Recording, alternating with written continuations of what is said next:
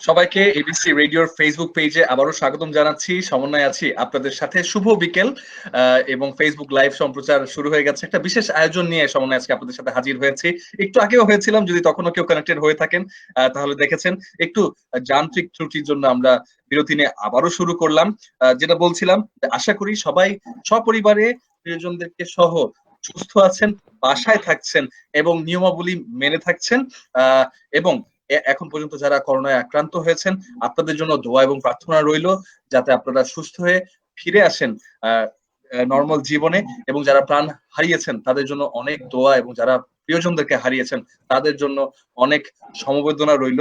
এবং এই আয়োজনে আমি আগেই ধন্যবাদ জানাতে চাই, বিশেষ করে যারা ফ্রন্টলাইন ওয়ার্কার্স আছেন, পুলিশ বাহিনী, সশস্ত্র বাহিনী, এবং যেটা বলছিলাম যে সিকিউরিটি গার্ডস, যারা গ্রসারি ওয়ার্কার্স আছেন, এবং আমাদের সরকারেরও যারা আছেন, যারা প্রতিনিয়ত ফ্রন্টলাইনে যে যাদের কাজ করতে হচ্ছে এই অবস্থায়ও, রীতিমতো বলতে পারি যে এক ধরনের রণক্ষেত্রই এটা, যুদ্ধে নামতে হচ্ছে, যেখানে আপনি আপনার আসলে প্রতিপক্ষকে দেখতে পাচ্ছেন না, কিন্তু তার সাথে প্রোটেকশন নিয়েই আপনার যুদ্ধ করতে হবে। এখন অনেকেই নিশ্চয়ই ভাবছেন, যেটা আগেও বলেছি, যে আসলে মূল যারা যোদ্ধা, যারা একদম ফ্রন্ট লাইনে আছেন তাদের কথা বলছি না কেন, যারা আমাদেরকে এখানে বাঁচাবে, যারা আমাদের হিরোজ তাদের কথা বলছি না কেন, তারা হচ্ছে ডাক্তার, যারা স্বাস্থ্য সেবায় নিহত আছেন তাদের কথা বলছি। তাদেরকে উৎসর্গ করেই আজকের আয়োজনটা শুরু করছি। আজকের এই বিশেষ আয়োজন আপনাদের জন্য। কাদের জন্য?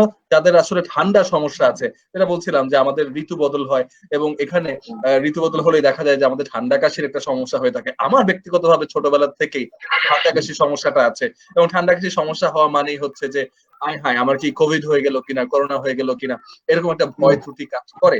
তো সেই ভয়গুলো দূর করার জন্য, এবং বিশেষ করে যদি আপনাদের কোনো প্রশ্ন থাকে যে ইএনটি রিলেটেড কোনো সমস্যা যদি থাকে, সেগুলো অবশ্যই আপনারা কমেন্ট করতে পারেন। কারণ ভাবছেন যে আমাকে কমেন্ট করে লাভ কি? না, আমাকে কমেন্ট করে লাভ নেই। এখানে বিশেষজ্ঞ ডাক্তাররা আছেন, বিশেষ এবং সিনিয়র ডাক্তাররা আছেন যারা স্পেশালিস্ট। সো আপনারা তারা আপনাদের প্রবলেম গুলো দূর করতে সাহায্য করবে। আজকে এই আয়োজনের মাধ্যমে আমরা বলেছিলাম আমরা 3:30টায় আসবো, যান্ত্রিক ত্রুটির কারণে এসেছিলাম একটু দেরি করে, আবার একটু বিরতিও নিতে হয়েছে। সেটার জন্য মনে প্রাণে দুঃখ প্রকাশ করছি। বাট আশা করি যদি আপনারা থাকেন এবং রেলেভেন্ট প্রশ্ন করেন, তাহলে লাগলে আমরা এটাকে এক্সটেন্ডও করতে পারি। So welcome everybody. Voice of Doctor powered by SKF ENT approach in coronavirus situation. আর knowledge partner built in and Kefuclav. আমাদের সাথে আবারও আই এম ভেরি লাকি যে আমাদের সাথে একজন ডক্টর আমাদের কো-হোস্ট বা মডারেটর হিসেবে আছেন, ডক্টর মোহাম্মদ মুরাদ হোসেন। আপনাকে আসসালামু আলাইকুম এবং স্বাগত জানাচ্ছি, এবং অত্যন্ত ধন্যবাদ সাথে থাকবার জন্য। জি, সমন্বয় দা, ধন্যবাদ আপনাকেও। আমি সবাইকে বিকেলবেলা শুভেচ্ছা জানাচ্ছি। আমি খুবই আনন্দিত যে আজকে এরকম একটা অনুষ্ঠানে আমি মডারেট করতে পারছি বা আপনার সাথে আছি। প্রথমে আমি ধন্যবাদ জানাচ্ছি আমাদের আজকের যে 4 জন বিশেষজ্ঞ চিকিৎসক আছেন তাদেরকে। আমি এসকেপ ফার্মাসিউটিক্যালস লিমিটেডের পক্ষ থেকে আপনাদের সবাইকে আন্তরিক শুভেচ্ছা অভিনন্দন জানাচ্ছি। এবং এর পাশাপাশি আমি যেটা বলবো সেটা হচ্ছে যে আমি অনুষ্ঠানের শুরুতেই আমাদের আজকের 4 জন অতিথির সাথে সবাইকে একটু পরিচয় করিয়ে দিতে চাচ্ছি। আমি প্রথমে পরিচয় করিয়ে দিব বাংলাদেশের খ্যাতনামা নাক কান গলা বিশেষজ্ঞ surgeon professor doctor Kamrul Hasan Tarafdar, ex chairman otolaryngology department, Bangabandhu Sheikh Mujib Medical University. আমাদের সাথে আছেন professor S M Khurshed Alam Majumder sir, head of the department of otolaryngology, Holy Family Red Crescent Medical College Hospital. আমাদের সাথে আছেন professor doctor Firoz Ahmed Khan, head of the department of otolaryngology department, Uttara Adhunik Medical College and Hospital. এবং আমাদের সাথে আছেন professor doctor Mohammad Nazmul Islam, professor of ENT and line director DG health.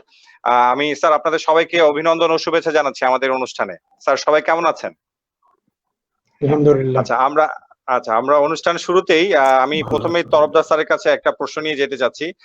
Sir, আমরা তো আসলে এখন সবাই একটা খুব কঠিন সময় পার করছি, এই কোভিড-19 সিচুয়েশন। তো আমার প্রথম প্রশ্নটাই হচ্ছে আপনার কাছে, যে গলা ব্যথা, আমরা তো সাধারণভাবে যেটা বুঝি যে গলা ব্যথা বলতেই হচ্ছে একটা সিজনাল ইম্প্যাক্ট, যে আমাদের এখন সিজন চেঞ্জ হচ্ছে, ফ্লু আসছে, যার জন্য গলা ব্যথা হচ্ছে। স্যার, আপনি যদি এই গলা ব্যথা নিয়ে একটু আমাদেরকে বিস্তারিত একটু যদি আলোকপাত করেন স্যার। অনেক ধন্যবাদ। এই করোনিয়াল ওয়ার্ল্ডে যারা এই বাংলাদেশ সহ বিভিন্ন জায়গায় মৃত্যুবরণ করেছেন তাদের আত্মার প্রতি গভীর শ্রদ্ধা নিবেদন করে শুরু করছি। আসলে এই টাইমটা তো আসলে সিজনাল চেঞ্জ, তারপরে এখন রোজা মাস, ঠান্ডা গরম বৃষ্টি হচ্ছে, গলা ব্যথা তো হতেই পারে। Simple sore throat is important. আর আমাদের দেশে এই গলা ব্যথাকে আমরা ফেরিনজাইটিস বলি, টনসিলাইটিস বলি, একটু হলেই।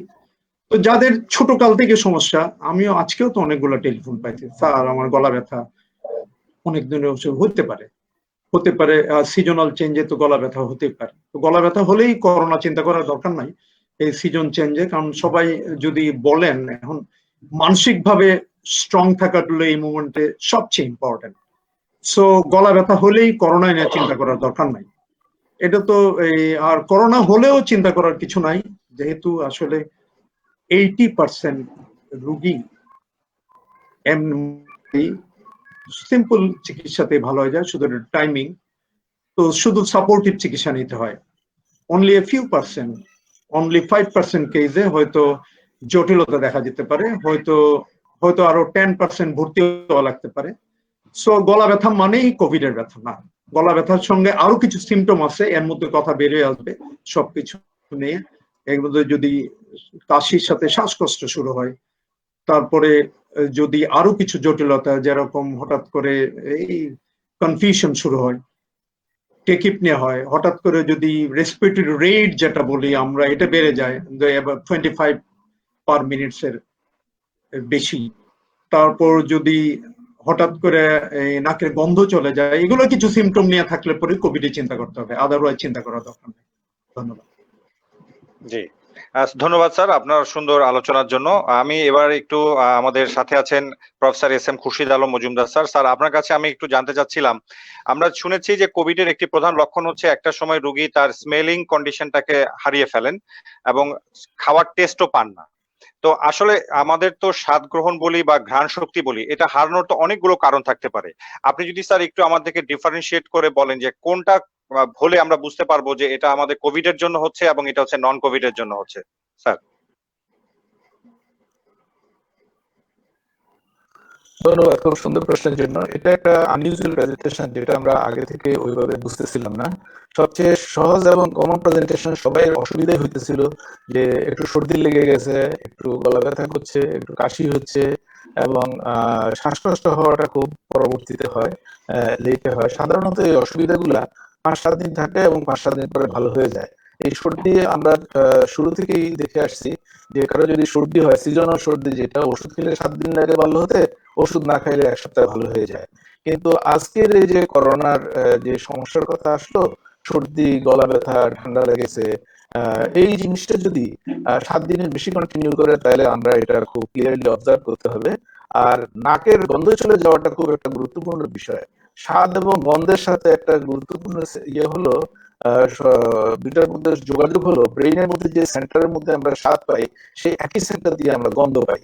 এবং এই ভাইরাস যখন নাকের মধ্যে ইনফেকশন করে, তখন নাকের এই নার্ভটা যখন এফেক্টেড হয়, তখন আর স্মেল সেন্সটা আমাদের থাকে না। আর দেখেন, একটা কোনো খাওয়ার যদি কাছেই আসে, আমরা না দেখলেও, পিছনে থাকলেও আমরা এটা স্মেল পেয়ে আমাদের খিদে লেগে যায় যে একটা ভালো খাওয়ার জিনিসের গন্ধ আছে। কাজে গন্ধের সাথে টেস্টের সম্পর্কটা ওতপ্রোতভাবে জড়িত। আমাদের এই ভাইরাসের ইনফেকশনের কারণে যাদের হচ্ছে, এটা রিসেন্ট ডেভেলপমেন্ট, যে অল্প কয়েকদিনের মধ্যেই একটু সর্দির ভাব হলো, একটু ঠান্ডার ভাব হলো, ভালো বুঝলাম কি বুঝলাম না, এর মধ্যে আমি আর স্মেল পাচ্ছি না।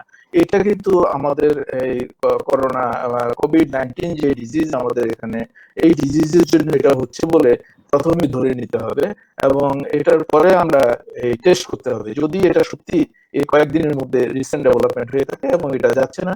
বাট সাথে অ্যাসোসিয়েটেড কিছু দুর্বলতা, কিছু সর্দি কাশি আর শ্বাসকষ্টের ব্যাপারটা একটু সহজে বললে নাই, কিন্তু যখনই এটা আমাদের সেন্সে আসে যে হ্যাঁ, আমার তো শ্বাস নিতে কেমন জানি লাগছে, তাইলে বুঝতে হবে যে আমার রেট বেড়ে যাচ্ছে কিনা, কষ্ট হচ্ছে কিনা, তখনই এটার প্রতি অন্যান্যদেরকে জানানো, চিকিৎসকের কাছে যাওয়া, অন্যান্য ইভালুয়েশনের জন্য জি, যাওয়া। ধন্যবাদ থ্যাংক স্যার, ইউ। অসংখ্য ধন্যবাদ আপনাকে সুন্দর উত্তরের জন্য। আমি এখন একটু প্রফেসর ডক্টর ফিরোজ আহমেদ খান স্যারের কাছে যেতে চাচ্ছিলাম যে স্যার, আমরা তো আসলে গলা ব্যথার কথা আমাদেরকে তরফদার স্যার খুব সুন্দরভাবে বলেছেন, বাট একটা পেশেন্টের যদি কোভিড পজিটিভ হয়, তাহলে তার গলা ব্যথার ধরন আর আমাদের একজন সাধারণ মানুষের গলা ব্যথার ধরন, এই দুটাকে আমরা কিভাবে আসলে ডিফারেন্সিয়েট করব?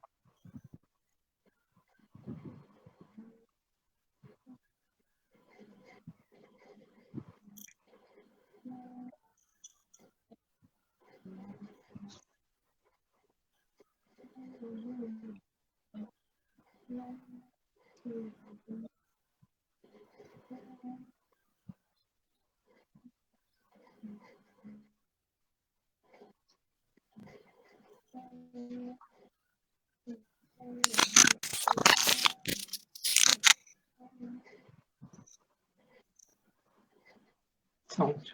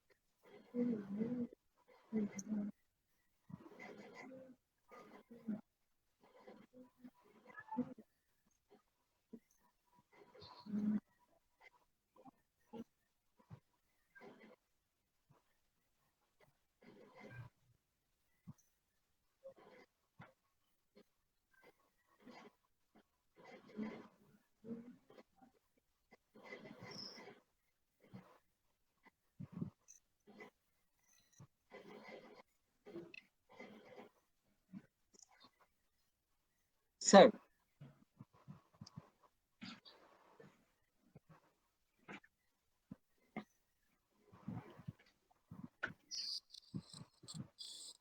জি, sorry to interrupt sir. Basically আমরা বোধহয় ফিরোজ স্যারের সময় ফিরোজ স্যারের ইয়েটা মেইন মাস্টারে আমরা পাচ্ছি, আমরা শুনতে পাচ্ছি, বাট মেইন মাস্টারে বোধহয় ফিরোজ স্যারেরটা হ্যাং করে গিয়েছিল। সো আমরা আমরা জাস্ট ফিরোজ স্যারেরটা যতক্ষণ একটু ঠিক করছি, আমরা কি একটু একটু মুরাদ ভাই জি ইয়ের থেকে নাজমুল স্যার থেকে শুনে নিতে পারি ফিরোজ স্যারেরটা জি যদি জি একটু রিকানেক্ট করে ফিরোজ স্যারের সাথে আমরা আবার দেখি দেখি যে তাহলে কি জি বেটার হয় কিনা একটু জি দেখি। জি ওকে ওকে ওকে, তাহলে আমরা এখন একটু জি আমরা এখন একটু প্রফেসর ডাক্তার মোহাম্মদ নাজমুল ইসলাম স্যারের কাছে চলে যাচ্ছি। স্যার, আপনার কাছে একটু আমি ভিন্ন ধরনের প্রশ্ন করতে চাই। সেটি হচ্ছে, আসলে সরকার থেকে তো বিভিন্ন ধরনের কোভিড হসপিটাল করেছে, অনেকগুলো হসপিটাল আমরা জেনেছি যে ডেডিকেটেডলি কোভিড এর জন্য করা হয়েছে। কিছু কিছু হসপিটালে অলরেডি ডেডিকেটেড কোভিড না হওয়ার পরও কোভিড রোগীদের চিকিৎসা এবং কিছু ইনভেস্টিগেশনের জন্য ব্যবস্থা করা হয়েছে। স্যার, আমার প্রশ্নটা হচ্ছে যে আমাদের যে হসপিটালগুলোতে কোভিড ম্যানেজমেন্টের জন্য আছে বা যে হসপিটালগুলো কোভিড এর জন্য ডেডিকেটেড না, কিন্তু সেখানকার যে ইএনটি ডিপার্টমেন্ট, সেই ডিপার্টমেন্ট গুলো কতটুকু প্রস্তুত এই কোভিড সিচুয়েশনটাকে ম্যানেজ করার জন্য?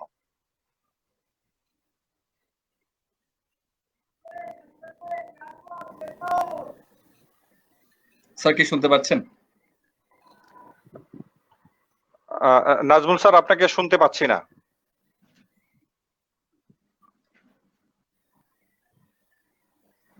নাজমুল স্যার, আপনাকে শুনতে পাচ্ছি না, সম্ভবত মিউট করা। স্যার, সম্ভবত আপনার অডিওটা মিউট করা। এখন কি শোনা যাচ্ছে? জি জি স্যার, শুনতে পাচ্ছি স্যার। জি, আপনি বলেন, এখন শুনতে পাচ্ছি স্যার।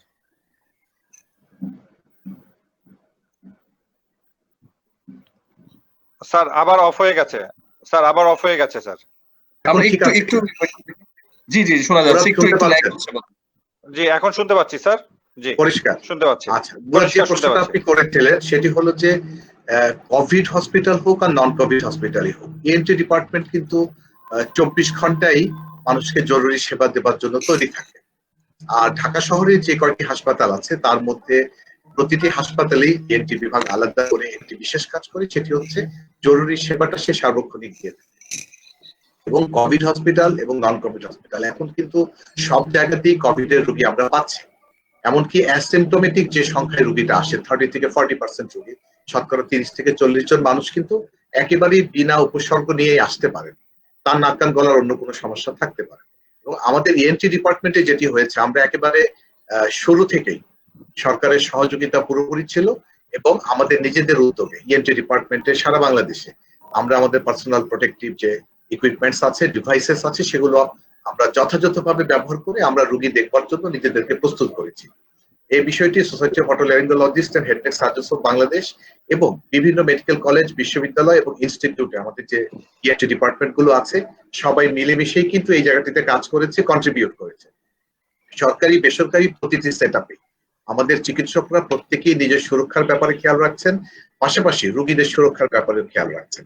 সামগ্রিকভাবে আমাদের নাক কান গলা বিভাগে এ পর্যন্ত কিন্তু অসংখ্য রোগীকে দেখা হয়েছে এবং আমাদের চিকিৎসকদেরও কিন্তু আমাদের দুজন সহকর্মী ইতিমধ্যেই করোনা ভাইরাসে আক্রান্ত হয়েছেন। তবে তারা কিন্তু এখন যথেষ্ট উন্নতির দিকে আছেন, সুস্থতার দিকে তারা যাচ্ছেন। ধন্যবাদ স্যার। স্যার আমি আবার একটু ঘুরে তরফদার স্যারের কাছে আবার একটু আসতে যাচ্ছিলাম। স্যার আমরা জানি টনসিলাইটিস এটি বাংলাদেশের খুবই কমন একটি গলা ব্যথার কারণ। আমার প্রশ্নটা হচ্ছে, একটা সুস্থ মানুষের হঠাৎ করে যদি টনসিলাইটিস, অ্যাকিউট টনসিলাইটিসের প্রবলেম হয়, সে আসলে কি করবে এবং সেক্ষেত্রে আপনার বা উপদেশ কি থাকবে তার জন্য? টনসিলাইটিস এখন তো আমরা পার্ট করি দুই ভাবে, একটা রিকারেন্ট টনসিলাইটিস আর একটা বললেন যদি হঠাৎ করে খুব বেশি ব্যথা নিয়ে আসে, জ্বর নিয়ে আসে, acute tonsillitis. That means acute exacerbation of recurrent tonsillitis, যেটা আমরা আগে ক্রনিক টনসিলাইটিস বলতাম। অথবা টনসিল ইটসেলফ, ধরেন টনসিলে ব্যথার কথা বলছেন, টনসিলে কুইনজি বা প্যারাটনসিলারসিস, এটা আগে কখনো কোনো সমস্যা ছিল না, হঠাৎ করে হয়ে যেতে পারে। It can starts at D novo. So tonsil ভয় পাওয়ার কিছু নাই। এখন যদিও একসময় মনে করা হইতো, বিকজ এই টনসিলাইটিস উইথ ট্রিটমেন্ট, সে tonsillectomy was a bread and butter for the otolaryngologist all over the world. এখন কিন্তু এখন আর এই tonsillectomy drops down like anything anywhere in the world. So the ভয় পাওয়ার কিছু নাই। যদি বৎসরে একবার অ্যাটাক করে বা দুইবার অ্যাটাক করে, now there are so many antibiotics available, যদি প্রয়োজন হয় ভালো অ্যান্টিবায়োটিক 7 থেকে 10 দিন খাবে, ভালো হয়ে যাবে। সো সিঙ্গেল টাইম অ্যান্টিবায়োটিক এরকম যদি তার 1-2 বার হয় অসুবিধা নাই, বাট কতগুলো গাইডলাইন আছে। সো বৎসরে যদি রিকারেন্ট অ্যাটাক অফ টনসিলাইটিস হয় 5 times in a year, অথবা 2 times in a year for 2 years, অথবা 3 times in a year for 1 or 2 years, তখন একটা সিচুয়েশন হলো যদি একটা বাচ্চা টনসিল হিউজলি এনলার্জ টনসিল, শুধু ব্যথা না, ইন এডিশন তার কিছু ব্লকের সিমটম, সে নাক ডাকা, হা করে ঘুমানো, মুখের শেপ নষ্ট হওয়া, রিকারেন্ট সর্দি থাকা, কানে ব্যথা করা, মানে আরো সিমটম টনসিল সাথে চলে যায়। সে আমরা এডিনয়েড বলি বাচ্চাদের, এডিনো টনসিলাইটিস। ওই সমস্ত কন্ডিশনে হ্যাঁ অপারেশন ইজ ইন্ডিকেটেড, ইয়েস। এখন যদি ওই প্রতি 3 মাসে একবার তার স্কুল কামাই হয়, তার যদি যারা কাজ করে তাদের কাজে ডিস্টার্ব হয়, তাদের যদি সারাক্ষণ অ্যান্টিবায়োটিক খাইতে হয়, তো ওই ট্রিটমেন্টের জন্য অবশ্যই the operation is indicated, tonsillectomy. অথবা যদি নাক বন্ধ হয়ে যায় টনসিলের সাথে, এডিনো টনসিলেক্টমি। এই দুইটা করে দিলে পরে ওই যে নাক ডাকার একটা ইম্পর্টেন্ট কারণ, বাচ্চাদের কান ব্যথা করার একটা ইম্পর্টেন্ট কারণ। সো সিম্পল ট্রিটমেন্ট হলো মাউথ ব্রিদিং যদি হয়, এবং সিম্পল একটা এক্সরেতে যদি বোঝা যায়, যদি এখন অবশ্য নেজোএন্ডোস্কোপি ইজ অ্যাভেলেবল, খুব বাচ্চা না হলে ওটাও দেখা যায়, then treatment is surgery. Otherwise the medical treatment is the best treatment, ভয় পাওয়ার কিছু নাই। ধন্যবাদ স্যার। আমি একটু সাপ্লিমেন্ট করতে চাচ্ছি এখানে যে স্যার আপনারা যে কোনো ধরনের টনসিলাইটিসের জন্য অ্যান্টিবায়োটিক চুজ করে থাকেন, এবং আমাদের আজকের এই অনুষ্ঠানটার কিন্তু নলেজ পার্টনার হচ্ছে এসকেফের একটি অ্যান্টিবায়োটিক, যেটি হচ্ছে cefuroxime plus clavulanic acid, that is Kefuclav, এবং এর সাথে আছে এসকেফের একটি অ্যান্টিহিস্টামিন বিলাস্টিন, যার নাম হচ্ছে বিল্টিন। আমি সমন্বয়দার সম্ভবত আপনি কিছু বলতে চেয়েছেন? জি, আমি আসলে যেটা করতে চাচ্ছি, কিছু কোয়েশ্চেন্স আছে সেগুলো পড়বো, but at the same time একটু যে ফিরোজ স্যারকে রিকোয়েস্ট করছি, ফিরোজ স্যারকে হয়তো মেইন স্ক্রিনে একটু হ্যাং করে আছেন, তো ফিরোজ স্যারকে রিকোয়েস্ট করছি, ফিরোজ স্যার আপনি যদি একবার রিফ্রেশ দিয়ে একটু রিকানেক্ট করেন, তাহলে আপনাকে আমরা পেয়ে যাবো এবং যুক্ত করতে পারবো আর কি। আপনাকে এর জন্য আমরা একটু করলে ভালো হয়। আর হচ্ছে যে প্রশ্ন আছে কিছু, তো সেই প্রশ্নগুলো পড়ে ফেলছি, যেগুলো আসলে রেলেভেন্ট মনে হচ্ছে সেগুলো পড়ছি। আর এছাড়া যারা সুজয় শিকদার, রুহুল আমিন এবং শ্যামল সূত্রধর, আজিজুর রহমান, আসান সবুজ, আপনাদের সবাইকে অনেক অনেক ধন্যবাদ তানভীর আহমেদ আপনাকে ধন্যবাদ, হৃদয় হালদার আপনাকে ধন্যবাদ, সবাই যারা যুক্ত হয়েছেন এবং যারা যে সমস্যাটা হচ্ছিল সেটাও আমাদেরকে নোটিফাই করেছেন, অসংখ্য ধন্যবাদ। আমরা এই আয়োজনের দ্বারা এসকেএফ এর সাহায্যে আমরা আপনাদেরকে আসলে সঠিক তথ্যটা পৌঁছে দেওয়ার চেষ্টা করছি। আমাদের কাছে স্যার একটা আসলে প্রশ্ন এসেছে যেটা কিনা একদমই বলবো যে মাত্র জন্ম হওয়া একটা শিশু, এরকম একজন শিশুর ক্ষেত্রে একটা সিমটমস দিয়েছে। তো আমি যেটা পরে বুঝলাম যে সরাসরি ইএনটি বিষয়ক না হতে পারে, কিন্তু তারপর প্রশ্নটা যেহেতু করেছে সেটাকে আমরা অ্যাড্রেস করতে পারি। জি সমন্বয় দা, আপনি বলেন। জি, তো রাকিবুল হক উনি বলেছেন যে ওনার বাচ্চার বয়স 7 মাস 18 দিন, বর্তমান সমস্যা হচ্ছে পায়খানা সবুজ, আগে অধিকাংশ সময় সবুজ পায়খানা করতেন, কিন্তু প্রথমে নর্মাল, শেষে পানির মতো, মাঝে মাঝে কাজ যেরকম পায়খানার মধ্যে সেরকম, আর ফেনার মতো হচ্ছে, সাথে বাচ্চা ঠান্ডা আছে এবং কাশি দেয় সেই থেকে, এবং দিনে 1-2 বার বাথরুমে যাচ্ছে সে। বাচ্চা এমনিতে সুস্থ। বর্তমান ওষুধ কি খাওয়ানো হচ্ছে সেটাও উনি মেনশন করেছেন সেখানে, সেটা আমি এখানে বলছি না, বা আপনারা কমেন্টে আমি পরবর্তীতে আমি দিয়ে দিতে পারি আলাদা করে। আর বর্তমানে খাবার কি খাওয়ানো হচ্ছে সেটা উনি বলেছেন, সেটা কি বলবো? না, প্রয়োজন হবে না। আমার মনে হয় আমরা প্রশ্নটা বুঝতে পেরেছি। আমার মনে হয় যে এই প্রশ্নটার উত্তর করার জন্য আমি মজুমদার স্যারকে একটু অনুরোধ করবো যে স্যার আমার মনে হচ্ছে যে একটা ছোট বাচ্চার কিছু সিমটম নিয়ে উনি জানতে চেয়েছেন। স্যার আপনি যদি একটু সাপ্লিমেন্ট করেন।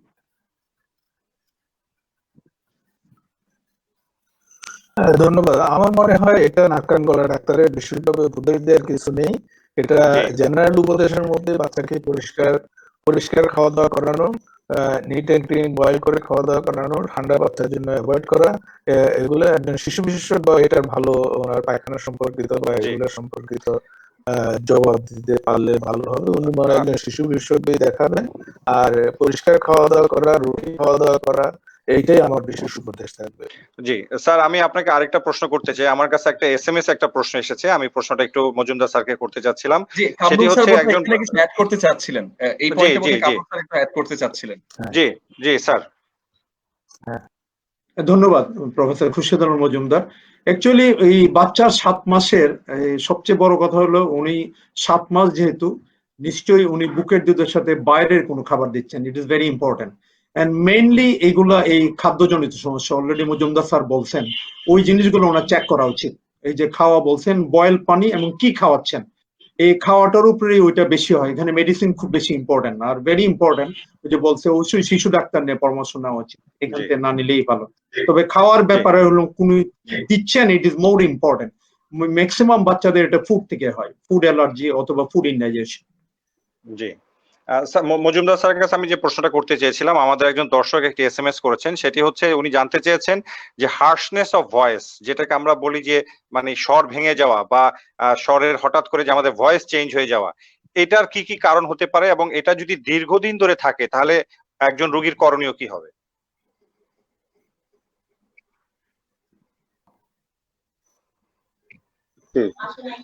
ধন্যবাদ। এটা একটা বড় লম্বা প্রশ্ন। হোর্সনেস অফ ভয়েস বা গলার স্বর বসে যাওয়া, গলা কর্কশ হয়ে যাওয়া, এটা ছোট বাচ্চাদের থেকে শুরু করে মধ্যবয়সী থেকে শুরু করে পূর্ণ বয়সে এবং বয়স্ক মানুষদেরও হতে পারে। তবে বাচ্চাদের ক্ষেত্রে সাধারণত যারা খুব চিল্লে কথা বলে বাচ্চারা, তাদের বেশি হয়। ওগুলা বাচ্চাদের আস্তে আস্তে আপার রেসপিরেটরি ইনফেকশন, সর্দি কাশি ভালো হয়ে গেলে এগুলো চলে যায়। মধ্যবয়সী লোকদের যেগুলো হয় সেগুলো যারা প্রফেশনাল ভয়েস ইউজার্স, যারা সারাক্ষণ কথা বলতে হয়, যারা লয়ার্স, টিচার্স এই সমস্ত লোকজন, ইভেন ডাক্তারদেরও যারা অনেক কথা বলতে হয় সারাক্ষণ, তারা যদি, ইভেন সিঙ্গার্স যারা ভয়েসের উপরে নির্ভর করে তাদের প্রফেশন, তারা যদি কথা বলতে যেয়ে তাদের নিজস্ব গলার যে টোন বা যে লেভেলে কথা বলা উচিত তার থেকে উচ্চস্বরে যদি কথা বলে, তাহলে গলার স্বর ভেঙে যায় এবং গলা বসে যায়। আর বয়স্ক মানুষদেরও গলা বসে যায়। এবং এই গলা বসাটা একটা সাধারণ রুল অফ থাম হলো, মানে একদম পরিষ্কার নিয়ম হলো, কারো যদি 6-7টার মধ্যে গলা বসাটা আপনি ভালো হয়ে না যায়, অবশ্যই একজন ইএনটি ডাক্তারকে দেখাতে হবে এবং গলার ভিতরটা পরীক্ষা করতে হবে, কারণ ওনার খারাপ কোনো রোগ থাকার সম্ভাবনা দেখা দেয়, যেগুলোর কারণে মানুষের টিউমার থাকতে পারে, পলিপ থাকতে পারে। বয়স্কদের ব্যাপারে খুবই গুরুত্বপূর্ণ, কখনো কখনো জীবন বিধ্বংসী রোগও হতে পারে। এদের জন্য আমরা বলবো আপনি গলার কথা বলার ধরন পরিবর্তন করেন, গরম ঠান্ডা পানি অ্যাভয়েড করেন এবং গলার কারণে ইনফেকশন হলে এটার জন্য আপনি চিকিৎসা নেন, আপনি অ্যাসিডিটির জন্য ওষুধ খেতে পারেন।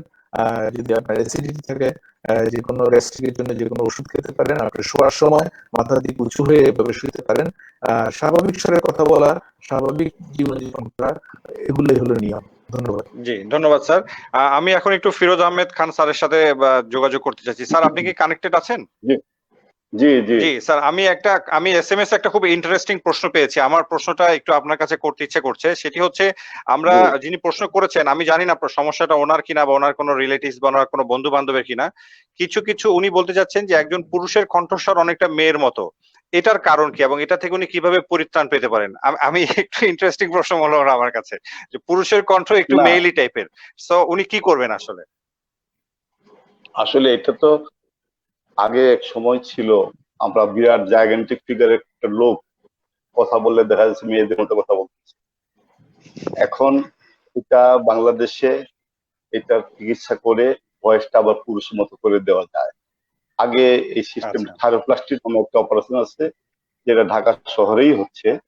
আপনার থাইরোপ্লাস্টিক করে ভয়েসটাকে আপনার ছেলেদের মতো ভয়েসটা ওই সময়ই লোকাল একটা জাস্ট লোকাল দিয়ে করবে, ওই সময়ে রুগী কথা বলবে, ওই সময় অ্যাসেসমেন্ট হবে, ওই সময় অপারেশন শেষ করে যে পর্যায়ে দেখা যাবে ছেলেদের মতো হয়ে গেছে সেটা করে দেওয়া যায়। এটা এক জি, সময় ছিল না, গত কয়েক বছর ধরে বাংলাদেশে এটা হচ্ছে। সে যার যদি কোনো রুগী থাকে তাকে যোগাযোগ করতে বলেন আপনি, বঙ্গবন্ধুতে আসতে বলেন, সেখানে থাইরোপ্লাস্টি করে আপনার এই মেল ভয়েস, মহিলা মতো ভয়েসটা, এটা অবশ্যই ছেলেদের মতো হয়ে যাবে। খুব সহজ ব্যাপার, খুব কঠিন ব্যাপার জি। না। ধন্যবাদ স্যার আপনার সুন্দর উত্তরের জন্য। আমি এখন একটু নাজমুল স্যারের কাছে জানতে চাচ্ছিলাম, স্যার খুব কমন একটি প্রশ্ন, সেটি হচ্ছে আমাদের তো আসলে সর্দি কাশি বাসায় লেগেই থাকে। তো এরকম একটি সাধারণ সর্দি কাশি যদি হয়, আমরা বাসায় বসে আসলে কি কি করতে পারি এবং যদি কোনো ওষুধ আমাদেরকে খেতে হয় তাহলে কি ধরনের ওষুধ আমরা বাসায় বসে খেতে পারি স্যার? প্রথমত সর্দি কাশি এটি কিন্তু সারা বছর ধরেও চলতে পারে, কোন একটি বিশেষ মৌসুমে বা সিজনেও হতে পারে। আর এখন যে সময়টাতে আমরা আছি, এখন তো বৈশাখ মাস চলছে, একটি গরম ঠান্ডার একটা স্পেল আছে, কিছুক্ষণ হয়তো রোদ থাকছে, বৃষ্টি হচ্ছে, আবহাওয়ার তারতম্য হচ্ছে, বাতাসের ধুলোবালি আছে, এইসব মিলিয়েই কিন্তু সর্দি হতে পারে। কারো কারো অ্যালার্জি থাকে, তাদের হাঁচি হয়, তার সঙ্গে চোখ লাল হয়। তো যে সমস্ত বিষয়গুলোর জন্য হয়, সেই বিষয়গুলোকে যদি নিজে থেকে চিহ্নিত করা যায়, বুঝে ফেলা যায়, তাহলে সেগুলো থেকে নিজেকে দূরে সরিয়ে রাখলে অনেকখানি ভালো হয়ে যাওয়া যায়। তাছাড়া পরিষ্কার পানি দিয়ে নাক ঝেড়ে পরিষ্কার করা, ধুলাবালি থেকে দূরে থাকা, ধূমপান না করা, ধোঁয়া থেকে দূরে থাকা, এগুলো করেও ভালো থাকা যায়। কারো কারো বেলায় ওষুধের প্রয়োজন হয়, অ্যান্টিহিস্টামিন জাতীয় ওষুধের প্রয়োজন হয়। আপনারা যে বিল্টিনের কথা বলছিলেন, এই ধরনের ওষুধ কিন্তু হরহামেশা আমরা মানে প্রেসক্রাইব করে থাকি। কারো জি, কারো অ্যালার্জিক রাইনাইটিস থাকে, তাদের জন্য ইন্টারনেজাল কর্টিকোস্টেরয়েড স্প্রে দিতে হয়, দীর্ঘদিন ধরে ব্যবহার করলে এনারা ভালো হয়। কারো কারো দেখা যায় যে নাকের হাড় বাঁকা থাকে, নিঃশ্বাসের তারতম্য থাকে, সেটা থেকেও কারো কারো ঠান্ডা লেগে থাকে সারা বছর, সেটাও কিন্তু একেবারে অপারেশন করে ছোট একটা করে ঠিক করে নেওয়া যায়। সামগ্রিকভাবে আমাদের যে লাইফস্টাইল, আমাদের যে জীবনের যে চলবার, এই লাইফস্টাইলের মধ্যেও কিন্তু কিছু শৃঙ্খলা ফিরিয়ে আনলে পরে কিন্তু এর হাত থেকে রেহাই পাওয়া যায়। অনেক বই খাতা ঘরে জমা হয়ে আছে, কার্পেটে বহুদিন ধরে ধুলো ময়লা জমে আছে, পর্দাগুলো পরিষ্কার করা হচ্ছে না, অদল বদল করা হচ্ছে না, এই সমস্ত গুলো কিন্তু অনেক সময় যাদের অ্যালার্জি আছে তাদের জন্য খুব অসুবিধার কারণ হয়ে দাঁড়ায়, বিশেষ করে যখন আবহাওয়াটার পরিবর্তন হয়, শীত থেকে গ্রীষ্ম, গ্রীষ্ম থেকে বর্ষা, এরকম।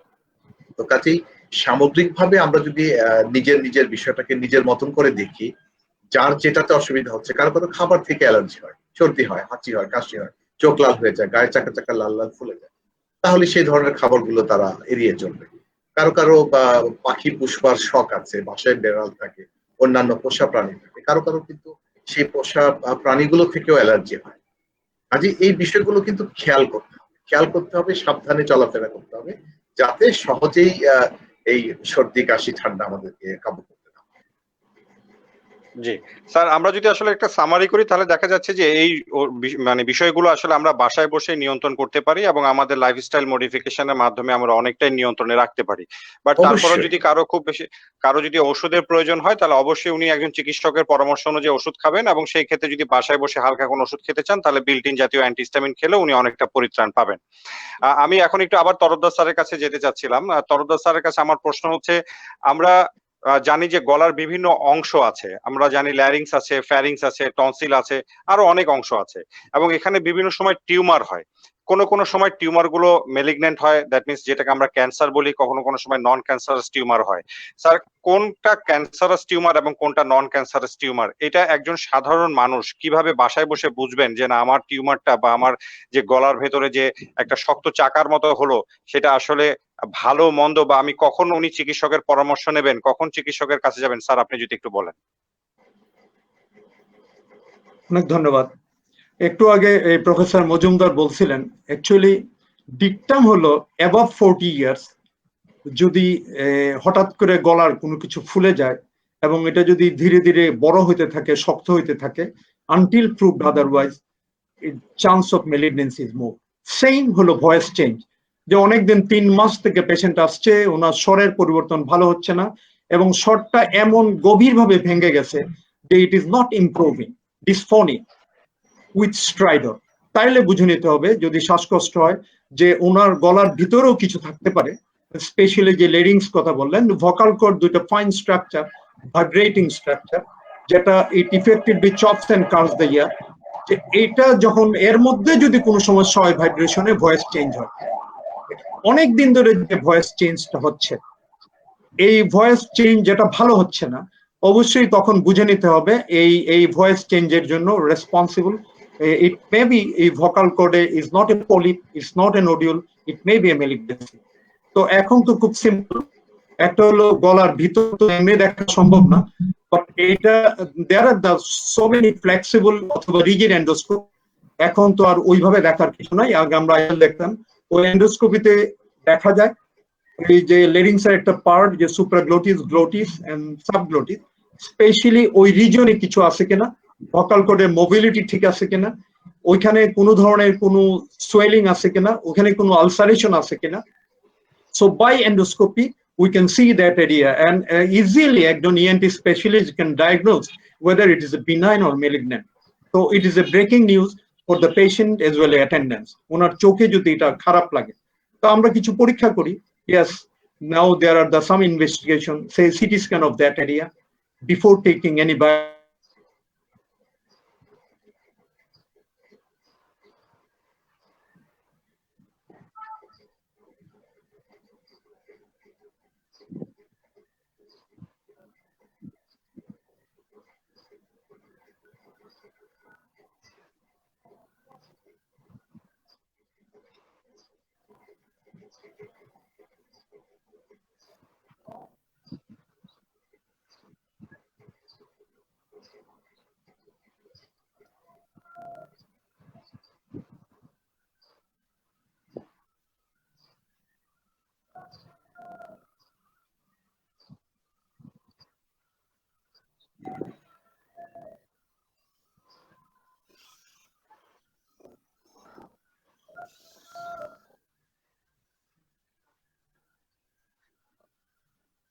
জি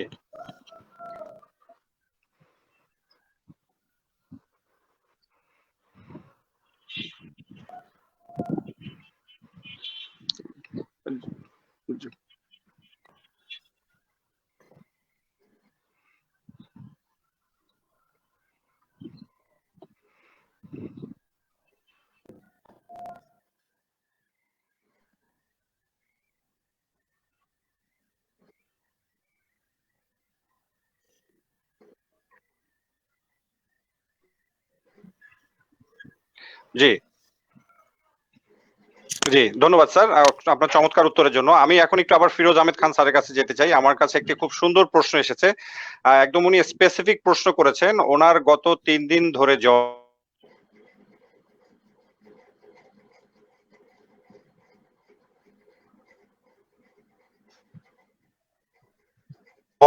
বছরে প্রায় সময় হচ্ছেন যে ওনার 3 দিন ধরে জ্বর, গলা ব্যথা এবং সারা বছর ওনার সর্দি লেগে থাকে, নাক বন্ধ হয়ে থাকে।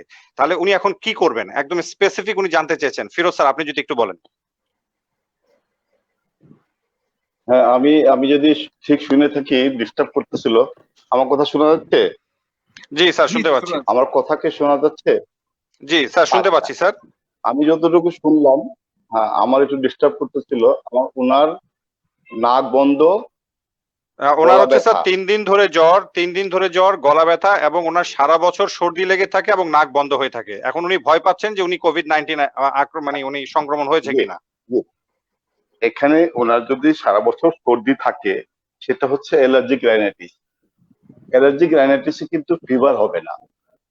Main demarcation between the COVID and allergic rhinitis, allergic রাইনাইটিসে স্নিজিং বেশি হবে, ইচিং হবে। ওনার ইচিং আছে কিনা, স্নিজিং আছে কিনা। আর জ্বরটা কিন্তু অ্যালার্জির পক্ষে যায় না, জ্বরটা কিন্তু যায় আপনার কোভিড এর দিকে। আবার ওনার ওই দেখবেন যে 3 দিন হয়ে গেছে, এখন ওনার দুর্বলতা লাগে কিনা, উইকনেস আসছে কিনা, ওনার ফেটিক আছে কিনা, ওনার শর্টনেস অফ ব্রেথ ডেভেলপ করতেছে কিনা। যদি কোভিড হয় তাহলে এটা আরো কিছু জিনিস যাবে। আর উনি যদি এখন শুধু অ্যান্টিহিস্টামিন একটা খেয়ে নাকে, যে উনি তো যেহেতু উনি একটা পুরানো রুগী, উনি জানে ওনার অ্যালার্জিক প্রবলেম আছে, ওনার নাক বন্ধ থাকে, ওনার প্রায় সর্দি হয়, জি এখন জ্বর গলা ব্যথাটা হয়েছে, উনি যদি নাকের স্প্রেটা নেয় আগের মতোই, যে উনি স্টেরয়েড জি স্প্রেটা নিচ্ছিল সেটা যদি নেয়, সাথে যদি আপনি যে নাম বললেন অ্যান্টিহিস্টামিন উইথ মন্টিলুকাস যদি খায় এখন উনি, যদি বেটার হয়ে যায় ওকে। যদি উনার এই সিমটম, এই সাইন উনার ফেটিকের দিকে যায় কিংবা অন্যদিকে একটু কন্টিনিউ করে, তাহলে আমরা মনে করবো যে উনি জ্বর যেহেতু আছে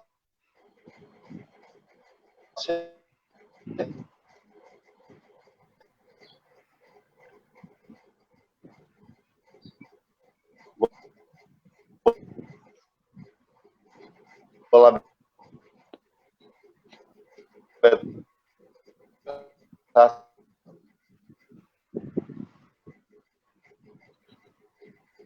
বডি পেইন যদি হয়, তাহলে আমরা ওনাকে রিকোয়েস্ট করবো যে আপনি একটা টেস্ট জি করতে পারেন। বাট আমার কথা কি শোনা যাচ্ছে? জি স্যার শুনতে পাচ্ছি স্যার। আচ্ছা, আমি তো মনে হয় যে ডিস্টার্ব করতেছিল। তা আমার জি মনে এখন হয় যে শুনতে ওনার পাচ্ছি স্যার। প্যানিক হওয়ার কিছু নাই।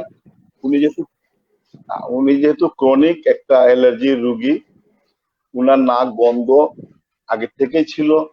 এই মুহূর্তে জ্বর গলা ব্যথাটা উনি শুধু অ্যান্টিহিস্টামিন নাকে স্প্রে দিয়ে দেখুক। উনার অ্যাসোসিয়েটেড যে সিমটম থাকা উচিত, কাফ কিংবা ফেটিগ কিংবা শর্টনেস অফ ব্রেথ, এইগুলা কিছু অ্যাড হচ্ছে কি না 4-5 জি দিনের মধ্যে। যদি উনার সিমটম এরকম কিছু পায়, তাহলেই শুধু আমরা বলবো যে আপনি একটু টেস্ট করেন। আর জি যদি উনার গলা ব্যথাটা ভালো হয়ে যায়, উনার নাকে স্প্রে নিলে এবং অ্যান্টিহিস্টামিন খেলে নাকটা ইমপ্রুভ করে যায়, তাহলে কোভিড এর দিকে যাওয়ার কোনো জাস্টিফিকেশন নাই। কারণ উনার এখানে জি একটা হিস্ট্রি পজিটিভ আছে, যে জি উনি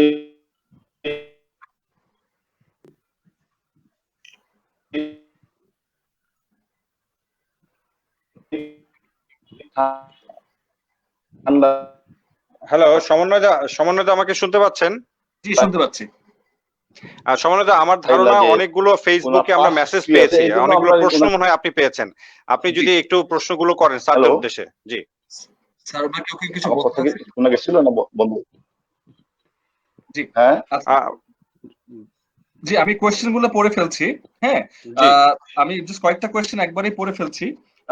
অনেক জেনারেলাইজড কিছু কোয়েশ্চেনসও আছে। তার মধ্যে একজন সুজয় শিকদার বলছেন যে ওনার বাচ্চার বয়স হচ্ছে 13 বছর এবং 5 বছর বয়স থেকে তার টনসিল ধরা পড়ে। অনেক প্রফেসরকে উনি দেখিয়েছেন এবং শ্বাসকষ্ট হয় তার ছেলের।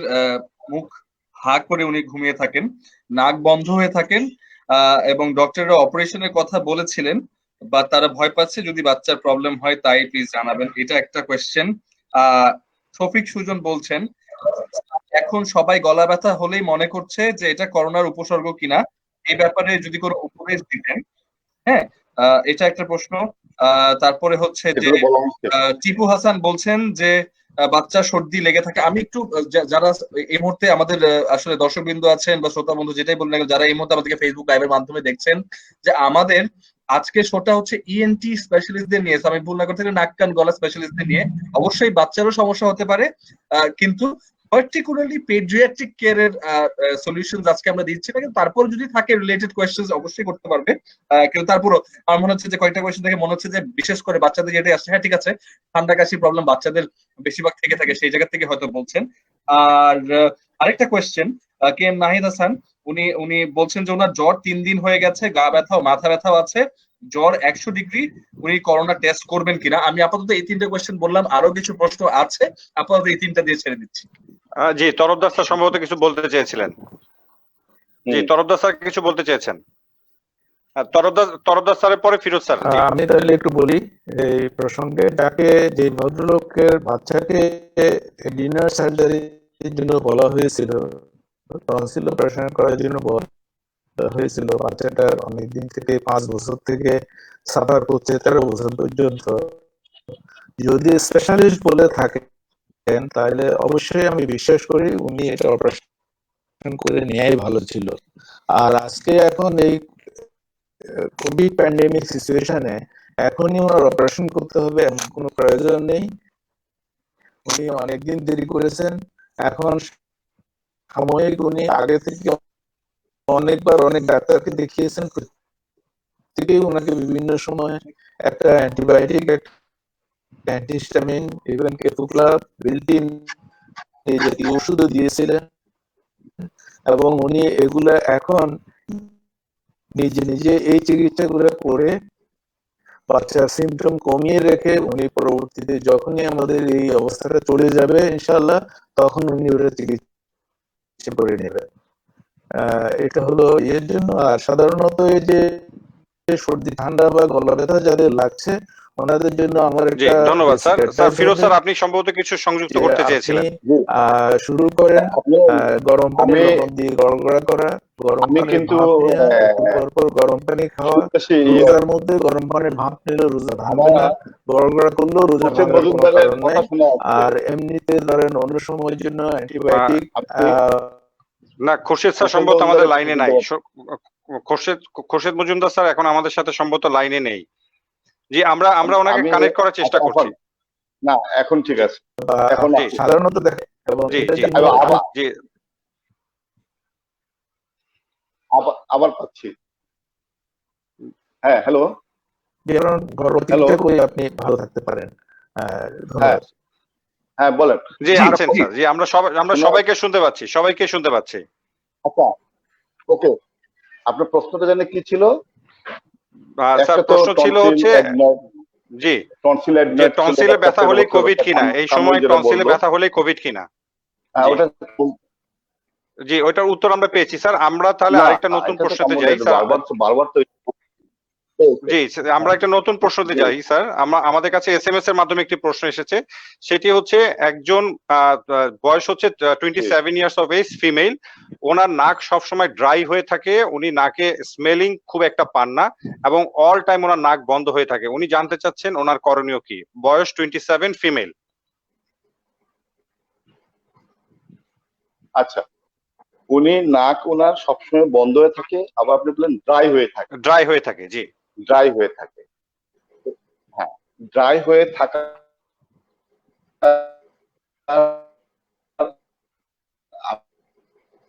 আমি যা মনে হয়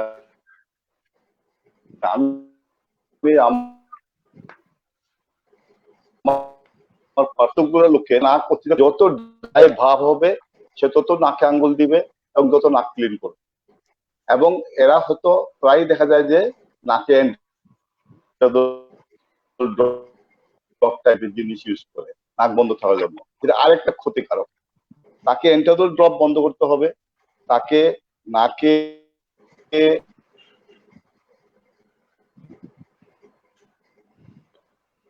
ফিরোজ স্যারের লাইনটা মনে হয় আসলে প্রবলেম করছে। ফিরোজ স্যারের কানেকশন সাউন্ড আমাদের মনে হয় ঝামেলা হচ্ছে। থাকে নাক ফুটানো যদি অবস্থা থাকে। জি স্যার আছেন।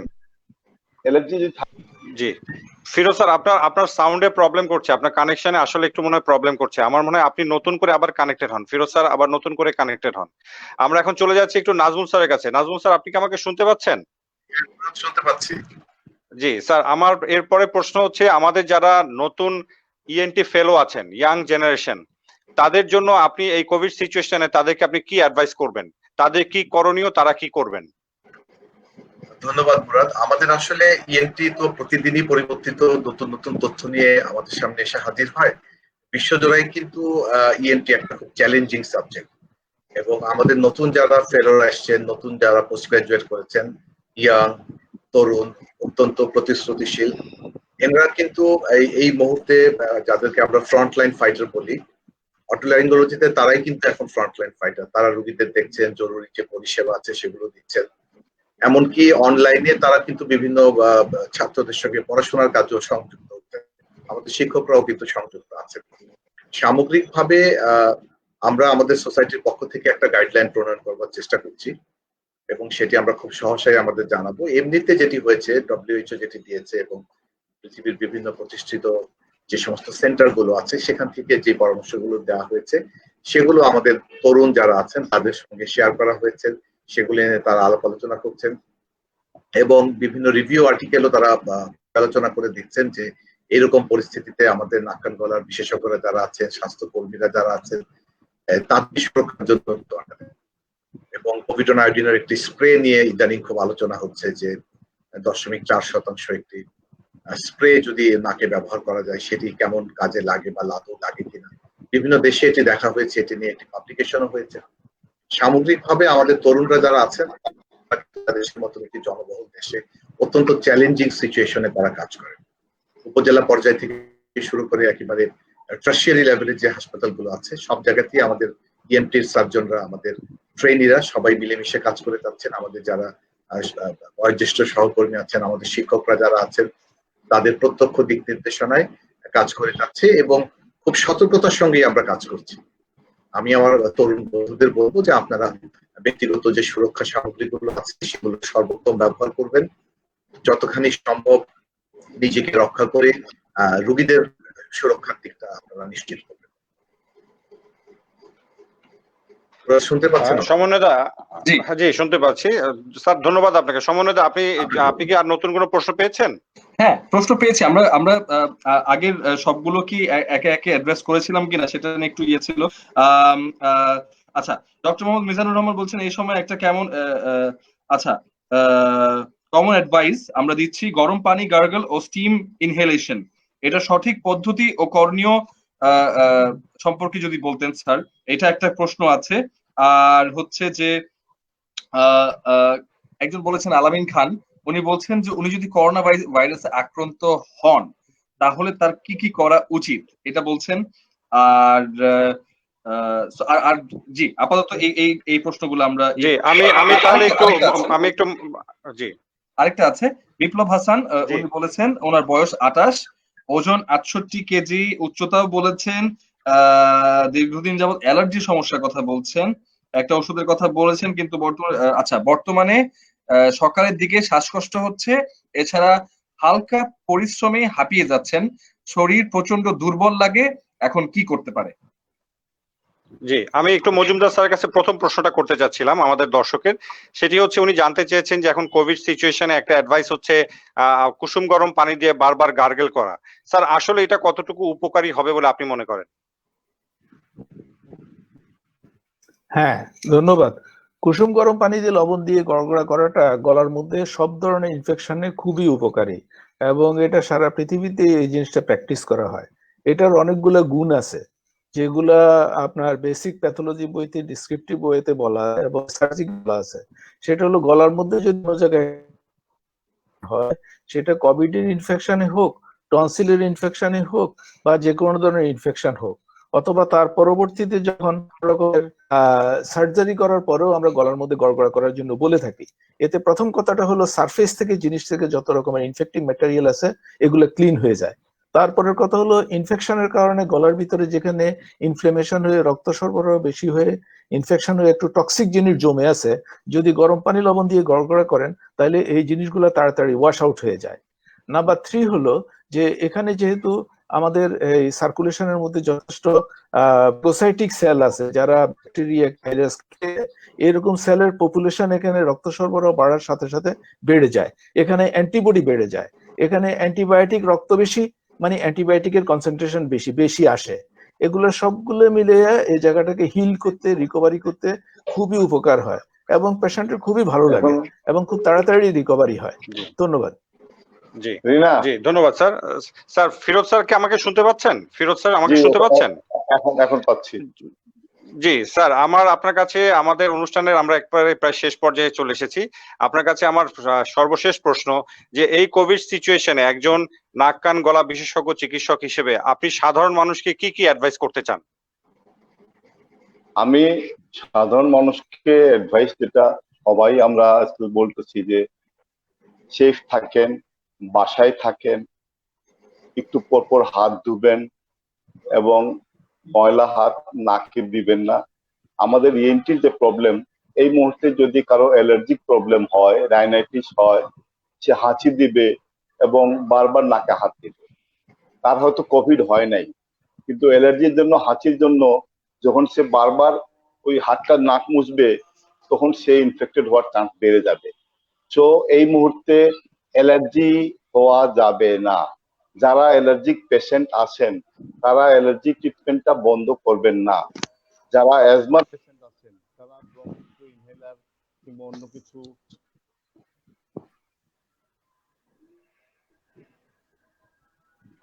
এগুলা কিছু করবেন না, তাই না? হ্যালো জি জি হ্যালো শুনতে পাচ্ছি স্যার, শুনতে পাচ্ছি। জি স্যার শুনতে পাচ্ছি, শুনতে পাচ্ছি। তাদের কিন্তু অ্যালার্জি হওয়া যাবে। অ্যালার্জি হইলেই সে বারবার নাকে হাত দিবে, সে অ্যালার্জি হইলেই ওই চোখে হাত দিবে, চুকাবে। সো সে কন্টিনিউ তার ট্রিটমেন্ট চালাবে। এবং আমরা সমস্ত রোগীকে সবসময় মাস্ক পরে থাকতে বলবো। মাস্ক পরে থাকলে সে অন্যকেও ইনফেক্ট করবে না এবং নিজেও ইনফেক্টেড হবে না। ঘরে থাকবে, অহেতুক বাজারে জি যাবে না এবং অহেতুক আজকে কোভিড নিয়ে পেনিকে ভুগবে না। যত পেশেন্ট আমরা প্রাইভেট চেম্বারে কিংবা হাসপাতাল আউটডোরে পাই, তাদের ম্যাক্সিমাম দেখা যাচ্ছে পেনিকে ভুগতেছে। শুধু একটু গলা ব্যথা, পেনিক ভুগতেছে, একটু না পেনিক ভুগতেছে। এই পেনিকে ভুগা যাবে না। একটু কাশি, পেনিক ভুগতেছে। কোভিড এমন একটা ভাইরাস যেটা খুব দুর্বল ভাইরাস, শুধু সাবান দিয়ে হাত ধুইলে মরে যায়। একটু কাপড়টা আপনি 3 ঘন্টা ফেলে রাখেন, চলে যায়। রোদ্রে একটু রাখেন কাপড়, চলে যায়। সো এই ভাইরাস নিয়ে যদি আপনি একটু কনসিয়াস হন, একটু সিনসিয়ার হন, তাহলে এই ভাইরাসকে আমরা কন্ট্রোল করতে পারবো এবং আমাদের রোগীগুলো সুস্থ থাকবে। আর যদি আমরা এই ভাইরাসকে আমরা গুরুত্ব না দেই, আমরা যদি সরকারের কোনো নিয়ম নীতি যেগুলো আছে সেগুলো না মানি, আমরা বাজারে যাই, আমরা হাসপাতালে ভিড় করি, খুব ক্রনিক পেশেন্ট হাসপাতালে ভিড় করতেছি, যেটা খুব এই মুহূর্তে প্রয়োজন নাই, তাহলে কিন্তু আমরা কোভিড কে ফাইট করতে পারবো না। হাসপাতালে তারাই যাবেন যাদের খুব বেশি প্রয়োজন আছে। যাদের খুব বেশি প্রয়োজন নাই, ক্রনিক পেশেন্ট, তাদের হাসপাতাল আসারই দরকার নাই। আমাদের অনেক ডাক্তারের টেলিফোন নাম্বার তাদের কাছে আছে এবং প্রত্যেকটা ডাক্তার টেলিফোন করলে কিন্তু তাদের উত্তর দিয়ে দিচ্ছেন। এই যে আজকে আমরা টেলিফোনে যে গাইডটা দিলাম অনেক রোগীর প্রশ্নের উত্তরে, এই কথাগুলো কিন্তু তারা আমাদের ফোন করেও জিজ্ঞেস করতে পারেন। হোয়াটসঅ্যাপে তাদের ছবি পাঠাইতে পারেন, তাদের হোয়াটসঅ্যাপে এক্সে ছবি পাঠাতে পারেন, আমরা কিন্তু উত্তর দিয়ে দিচ্ছি। আমরা কিন্তু কাউকে বলি না না আপনি হোয়াটসঅ্যাপ আমি ফোনে ধরবো না, ফোনে চিকিৎসা দিব না, এমন কোনো ডাক্তার বাংলাদেশি এনটিতে নাই। প্রত্যেকে আমরা ও আমার একটা রিকোয়েস্ট থাকবে পাবলিকের কাছে, আপনারা হাসপাতালে অহতা ভিড় করবেন না, যতটুকু পারেন টেলিফোনে অ্যাডভাইসটা নেন। অ্যালার্জি যাদের আছে তারা অ্যালার্জি কন্ট্রোল রাখেন।